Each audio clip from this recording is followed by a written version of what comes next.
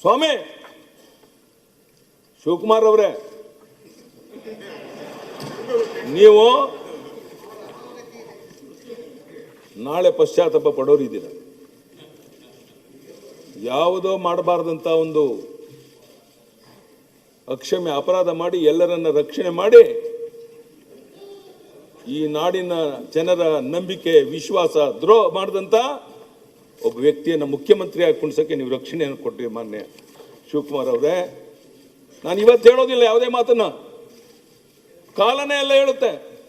ಯಾಕೆಂದ್ರೆ ಇದರ ನೇತೃತ್ವವನ್ನು ವಹಿಸಿದಂಥ ಕಳಾನಾಯಕ ನೀವೇನೇ. ಆದ್ದರಿಂದ ನಾನು ಹೇಳ್ತಾ ಇದ್ದೇನೆ ಅಷ್ಟೇ. ನಿಮ್ಮ ಬಗ್ಗೆ ಗೌರವ ಇದೆ ಸ್ವಾಮಿ ಶಿವಕುಮಾರ್ ಅವರೇ.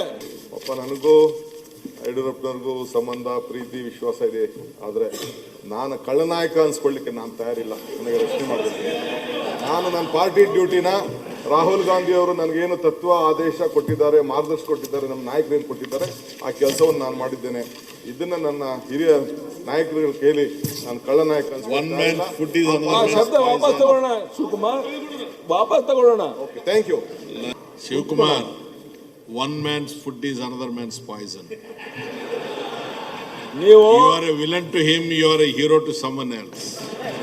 You can't be a hero to all. Take it easy. ಮುಂದುವರಿಸಿ ಸರ್. ನಿಮ್ಮ ಅಲಿಯನ್ಸು ಕಂಟಿನ್ಯೂ ಆಗಲಿ ಸರ್. ನಿಮ್ಮಿಬ್ಬರದು ಬೇಕಾಗೋದು ಬೇಡ.